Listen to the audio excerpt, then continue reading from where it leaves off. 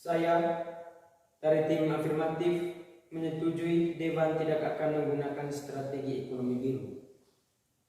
Salam sejahtera untuk kita semua. Perkenalkan, nama lengkap saya Francois Ekosendro. Saya di sini sebagai pembicara ketiga perwakilan dari SMA Santo Claus Kubu, Kabupaten Manggarai, Provinsi Nusa Tenggara Timur. Dewan juri yang terhormat, sebelum saya masuk pada argumen inti, saya akan menjelaskan terkait dengan strategi ekonomi biru. Strategi ekonomi biru adalah pemanfaatan sumber daya laut yang berwawasan lingkungan untuk mendukung pertumbuhan ekonomi, kesejahteraan, dan mata pencarian sekaligus pelestarian ekonomi laut. Dewan juri yang terhormat, kami dari tim afirmatif sangat menyetujui Dewan tidak akan menggunakan strategi ekonomi biru.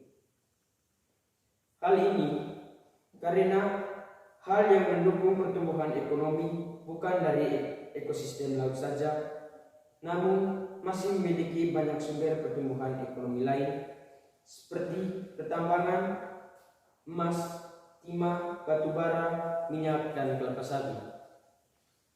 Dewan juri yang terhormat, seperti yang kita ketahui, Indonesia memiliki kekayaan sumber daya alam yang melimpah, dan itu bukan dari ekosistem laut saja. Indonesia juga banyak melakukan ekspor dan impor. Contohnya, Indonesia mengekspor kelapa sawit, emas, dan minyak ke luar negeri. Itu merupakan salah satu sumber pemasukan negara yang mampu menumbuhkan ekonomi negara. Dewan juri yang terhormat, seperti yang kita ketahui, Indonesia memiliki tambang emas terbesar dunia. Dilansir dari IDX Channel, Menteri BUMN Erick Thohir menargetkan pendapatan PT Freeport Indonesia mencapai 105 triliun. Meskipun Freeport belum sepenuhnya dipegang Indonesia, namun pemasukan dari perusahaan tersebut sangat besar untuk Indonesia. Di sisi lain, Badan Pengelola Dana Perkebunan Kelapa Sawit atau BPDPKS mencatat pendapatan kelapa sawit sebesar 72,45 triliun pada tahun 2021. Banyak strategi ekonomi yang dapat menumbuhkan ekonomi negara selain ekonomi biru.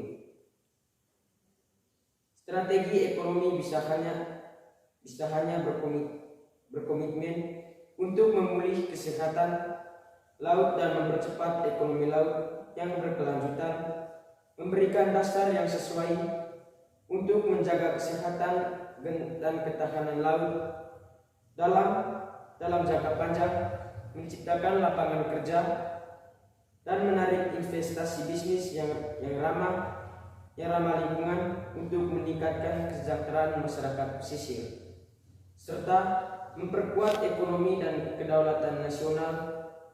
Terang Kepala Badan Riset dan SDM Kelautan dan Perikanan.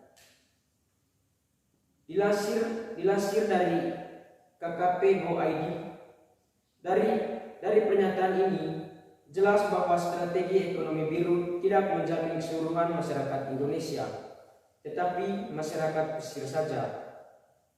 Lalu pertanyaannya adalah, jika Indonesia menerapkan strategi ekonomi biru saja, bagaimana dengan masyarakat yang pendapatannya bukan dari laut?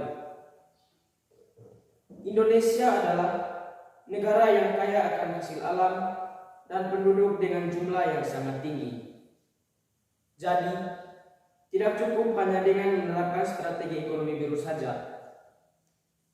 Kerugian lainnya, jika Indonesia hanya menerapkan strategi ekonomi biru, maka potensi alam lainnya seperti cengkeh, kopi, batu bara, dan lain-lain tidak termanfaatkan untuk menjamin perekonomian nasional.